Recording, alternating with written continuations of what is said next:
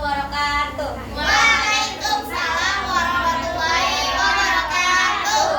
Yang saya muliakan pengasuh Pondok Pesantren Nahdlatul Ulum Cempaka beserta keluarga besarnya yang semoga-moga dilimpahkan kasih sayangnya oleh Allah Subhanahu wa taala. Amin.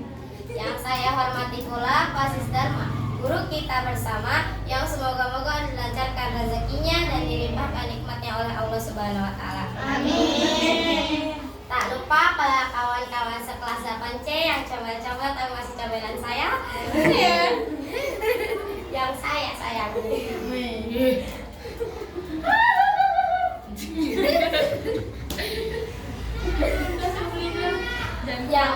Nah, sebelum memulai presentasi dari kelompok Upin dan Ipin, kita mau perkenalkan diri dulu nih. Ada yang tahu saya siapa?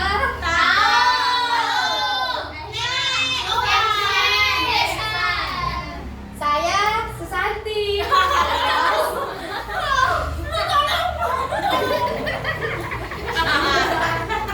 Saya Susanti alias Maharani Mufidah Syifa sebagai Master of Ceremony di kelompok Upin dan Ipin. Di sebelah saya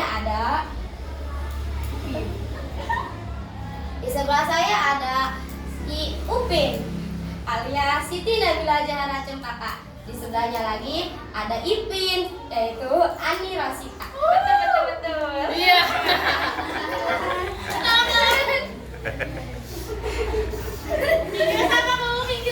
Di sebelah Ipin ada Meme. Saya suka. Itu Naila. Di sebelah Meme ada Mail. Alias Novi Anggraini. Nah, sudah kenal kan? Jadi kita akan mempersembahkan presentasi yang berjudul Cahaya dan Alat Optik.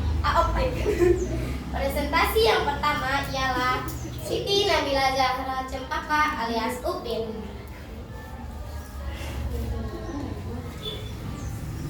Terima kasih kepada MC yang telah memperkenalkan saya untuk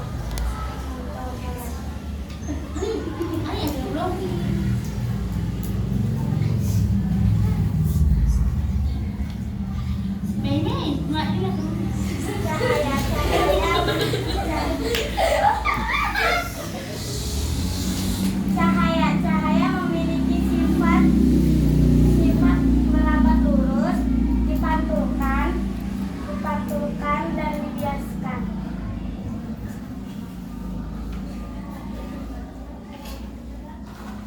Pantulan cahaya ada dua macam, yaitu pemantulan teratur dan pemantulan baut. Pemantulan teratur terjadi pada permukaan cermin datar. Adapun pemantulan baut terjadi pada permukaan yang tidak rata. Misalnya pemantulan cahaya yang terjadi di dalam ruang kelas. Ruang kelas terlihat terang walaupun tidak terkena cahaya secara langsung. Cermin datar dimanfaatkan untuk bercermin. Cermin cakung.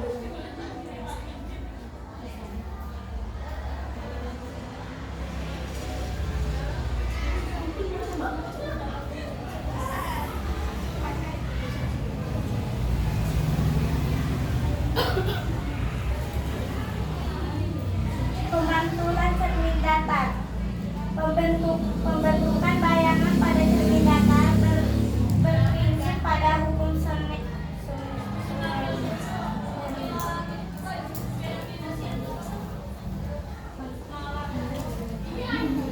cekung dimanfaatkan untuk reflektor.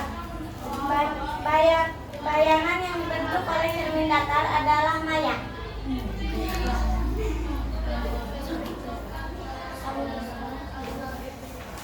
Sama besar, sama tegak, jarak bayangan sama dengan jarak benda.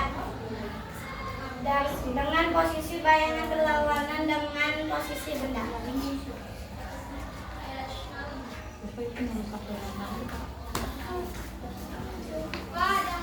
Terima kasih atas presentasi yang telah disampaikan oleh Upin. Baiklah, kita lanjut presentator kedua ialah Ani Rosita alias Ipin. Terima kasih atas MC sudah memberikan saya waktu untuk menjelaskan materi ini.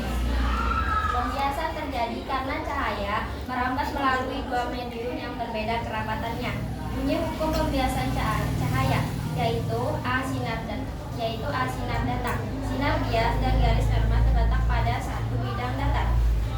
Serta B perbandingan proyeksi sinar datang dan proyeksi sinar bias nilainya selalu tetap.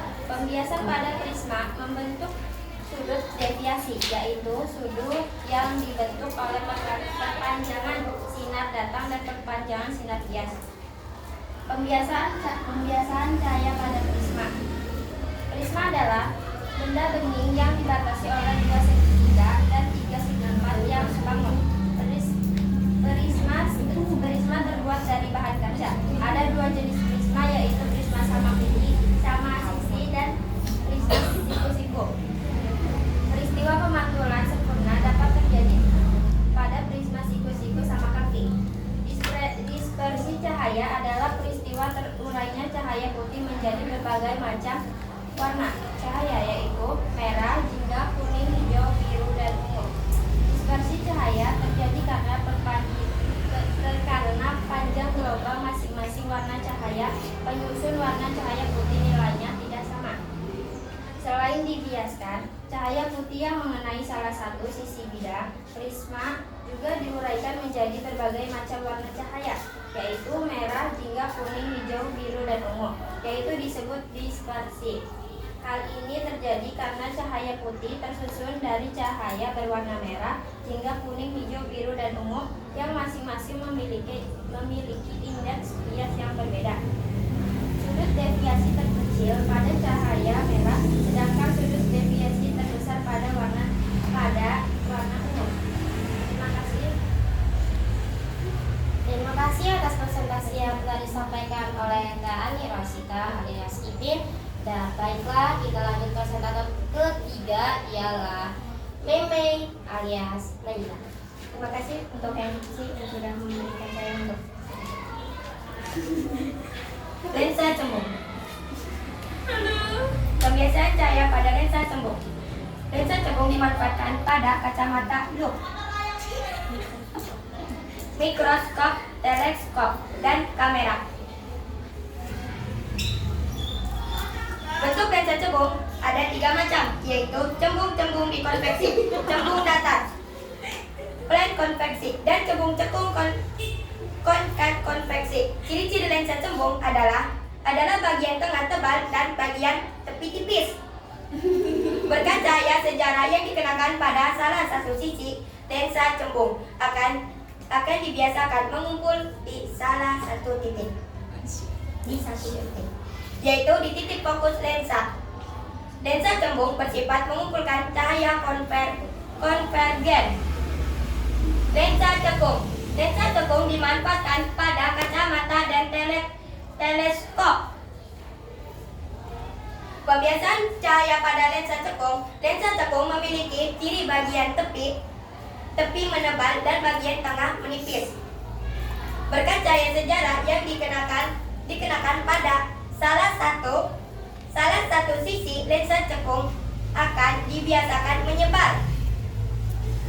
Hal itu berarti lensa cekung bersifat divergen menyebarkan sinar. Lensa cekung juga disebut dengan lensa negatif. Terima kasih kepada Meme yang telah menyampaikan presentasi.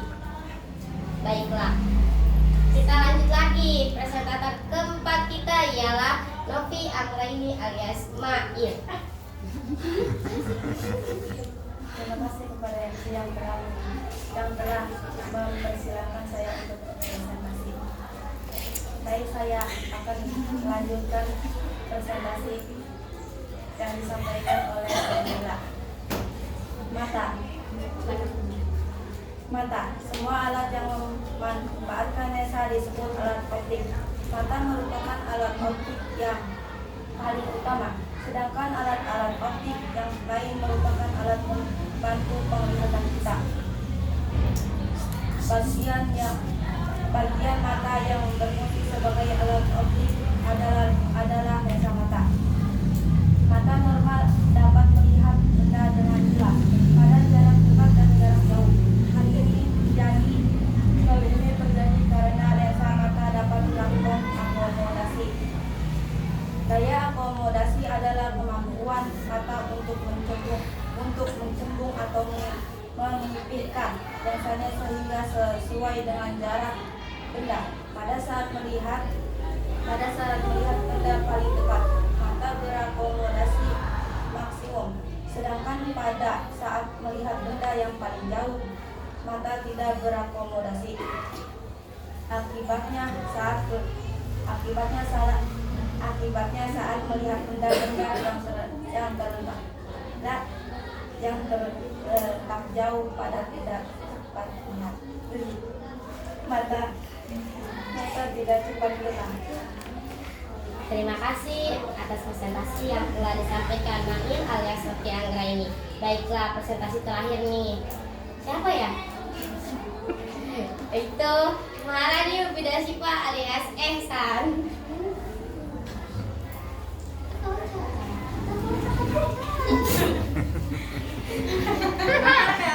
Terima kasih kepada MC yang telah mempersilahkan saya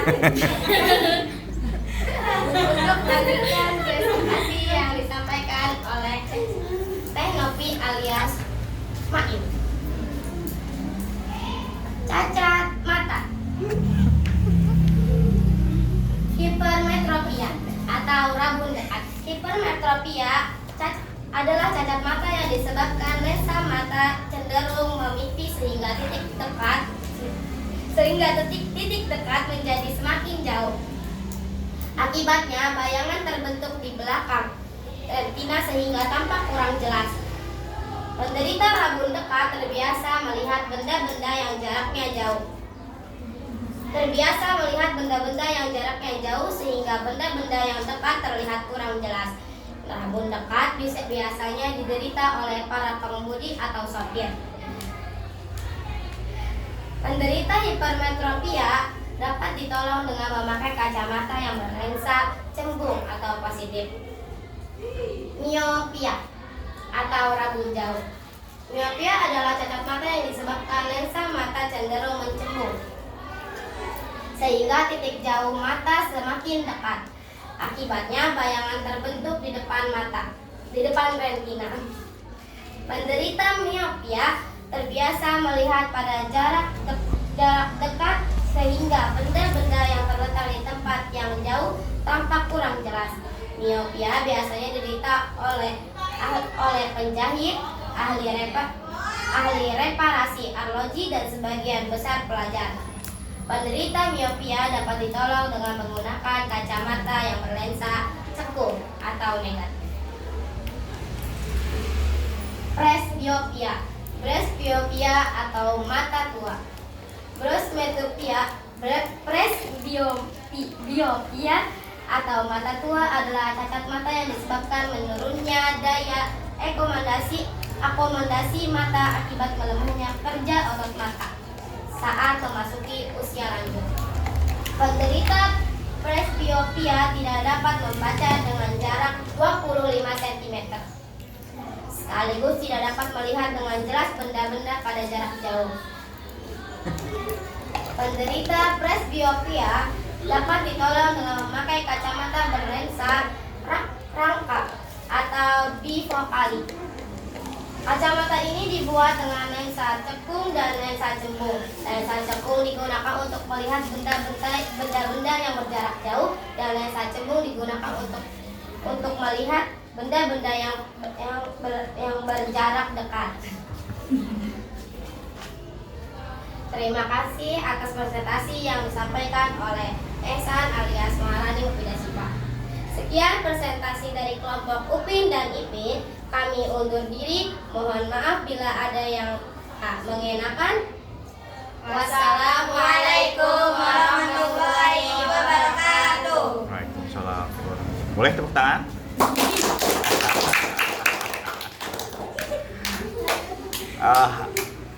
Penutupan yang bagus menurut aku sih. Kelompok 5 ditutup dengan yang sangat bagus. Materi cahaya optik yang paling kalian harus garis bawahi yaitu terkait lihat di belakang mereka. Ini yang ingin saya inginkan, bahwa media presentasi itu menarik. Yang pertama itu tidak usah banyak kata di media presentasi, itu cukup kalimat-kalimat penting saja, kayak cahaya merambat lurus, dipantulkan, dibiaskan, merambat dalam ruang hampa, seperti itu kalian terlihat jelas gitu. Jadi cermin datar, cermin cekung, di sini aku dari sini aja bisa lihat gitu. Bercermin, reflektor, kaca spion, hal-hal seperti itu tidak usah kalian jelasin bercermin itu apa. Kalian kan biasanya kayak gitu. Kalau aku bandingin dengan kelompok 4, kalian lihat deh, untuk materinya aja untuk kelompok 4 itu diuraikan. Nanti pas kalian kelas 3, saya pengen hal-hal seperti ini terus dikembangkan seperti itu. Ini satu-satunya kelompok yang pakai tema juga, tema Upin dan Ipin. Menurut aku ini suatu hal yang menarik loh. Karena apa? Yang dibutuhkan saat ini oleh guru adalah guru-guru yang gila. Tahu nggak gila? Gila dalam artian dia tuh kreatif. Itu loh. Coba kalian lihat deh. Hal-hal yang seperti ini, hal-hal yang membuat kalian menyenangkan. Sorry, kalau aku ngomong tentang, kalian berpikir nggak sih tentang PASIS itu seperti apa? Kita tumbuhkan rasa kreatif itu gitu. Hal-hal kalau kalian misalkan punya rezeki lebih, kalian bikin materi. Ada hari guru kita nyanyi bareng, hal-hal seperti itulah. Guru-guru yang benar-benar bisa mencerminkan, bisa mengeksploitasi siswanya. Gitu ya kan? Kalian bisa lebih wah gitu, jadi lebih semangat. Pernah nggak sih ada perasaan kalian lebih semangat ketika saya datang dibandingkan dengan guru lain? Iya. Itu yang harus kalian lakukan. Kalian tuh ada guru, jadilah seorang guru yang benar-benar dinanti kehadirannya oleh anak murid. Gitu loh, kalian seneng nggak kalau kayak gitu? Seneng. Feel-nya lu mau gaji berapapun, ketika lu disenangi sama murid, duit itu udah nomor sekian, serius itu. Saya senang loh masuk kelas ini. Tahu nggak kenapa? Nurut-nurut, ya kan? Kelihatan dari ekspresi. Lihat Amel, serius. Ada yang benar-benar pas ngelihat saya senyum, itu suatu hal, feel itu nggak ada harganya. Itu mahal banget loh. Tahu nggak? Kalian tuh senyum-senyum kayak gini, lihat saya, lihat coba orang depan yang kayak gila gitu kan? itu tuh merupakan satu bentuk mereka melakukan ini demi pelajaran kita. Siapa lagi kalau bukan gurunya yang ganteng gitu kan? Hal-hal seperti ini, benar nggak? Jadi istilahnya tuh feel-nya tuh lebih semangat gitu. Gue mau ngurin duit berapapun, ini feel gue, passion gue di sini gitu. Ngerti? Oke, jadi saya apresiasi kelompok ini. Dan untuk kelompok 3 yang sebelumnya wah ini kelompok 3 paling bagus nih, akhirnya terkalahkan oleh kelompok terakhir gitu. Ini kelompok paling bagus untuk kelas ini, untuk saat ini. Oke, yang pertama kalian lihat mereka udah menggunakan buklet. Itu yang mereka pegang itu adalah buklet namanya. Buklet itu adalah buku yang hanya selembar kertas. Kalau kalian lihat di acara-acara besar, acara-acara TV, penghargaan, mereka tuh cuma ambil satu buklet doang. Dan itu satu lembar. Biasanya ketika saya jadi MC di kantor dan lain-lain, saya bikin buklet. Nanti ada beberapa contoh buklet yang saya pernah pakai. Saya banyak di rumah buklet-buklet itu. Jadi temanya itu, kalau misalkan temanya Ramadan, saya gambar di sini tuh pakai print, pakai komputer masjid. Kalau temanya tahun baru, biasanya tuh saya matahari, sesuatu hal yang benar-benar cerah dan lain-lain.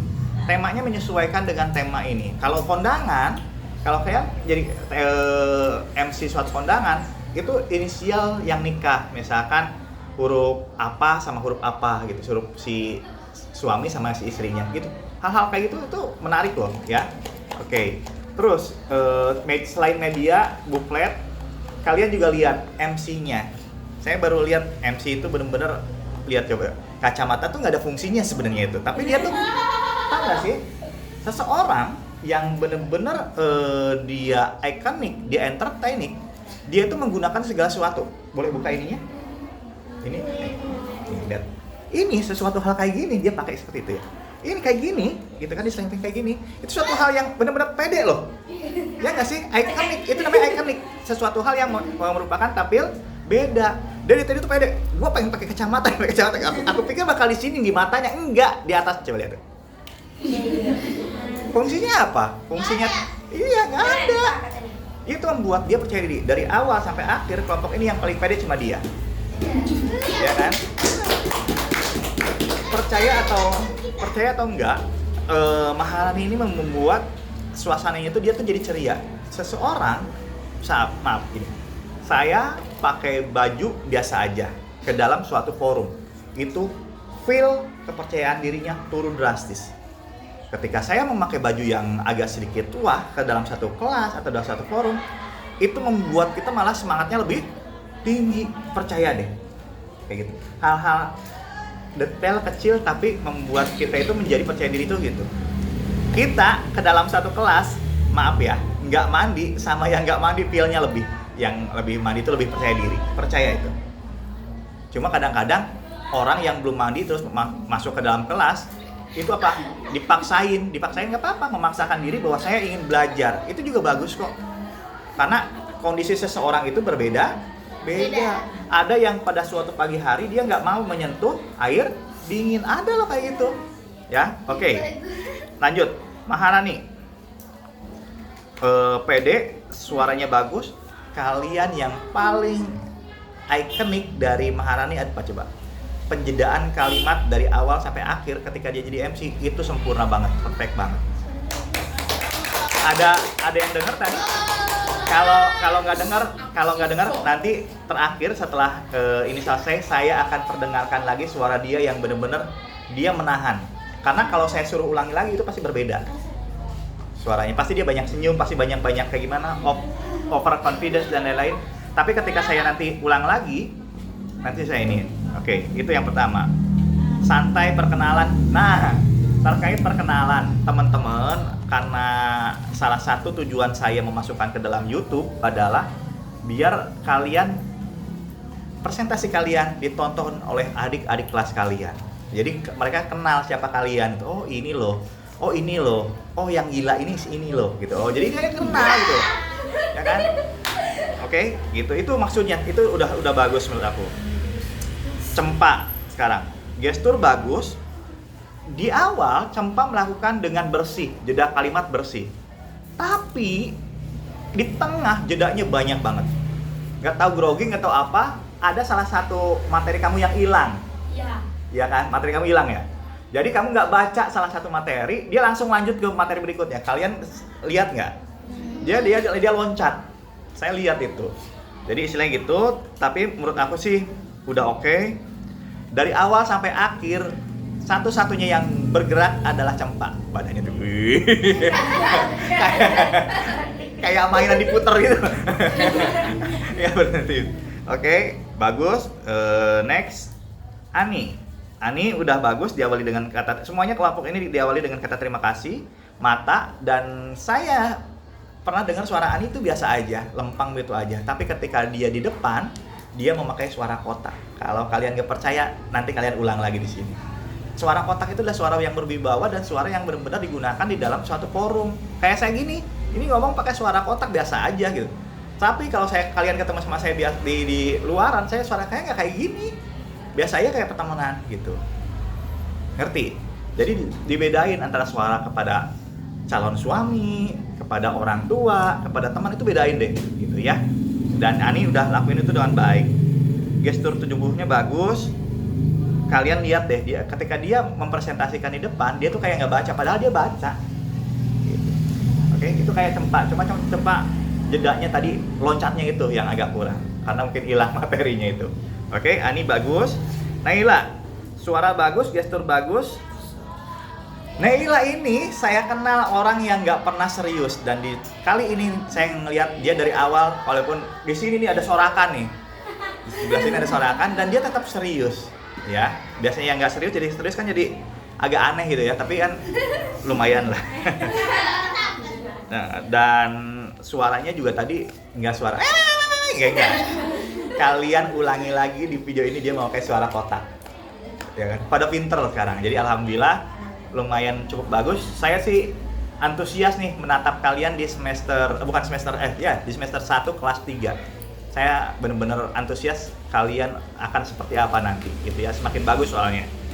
Oke, terus Novi juga terima kasih, gestur bagus, suara bagus. Dan Nopi juga santai dari awal sampai akhir santai. Ada tipikal guru yang santai, Nopi salah satunya. Nanti jadi calon. Jadi kadang-kadang ada yang seribet Naila, gurunya tuh bener-bener galak tapi bener-bener wow gitu kan. Ada yang segila Maharani, ya kan? Ada yang bener-bener sesantai juga siapa? Ani. Dan ada juga yang seserius Cempa gitu. Jadi istilahnya tuh macam-macam, kalian akan nemuin guru itu. Dan ada yang guru yang ngerokok mulu ada juga. Ada. Ada aja dari awal sampai akhir gitu ya. Oke. Terus Maharani. Nah, Maharani selain jadi MC, kalau menurut aku sih Maharani cukup jadi MC deh. Kalau jadi pembicara udah bagus. Dan soalnya apa, kasihan dipukul-pukul mulu sama Naila. Jadi kalau salah pukul lagi. Gitu. Oke, poin tertinggi untuk kelompok ini adalah 90.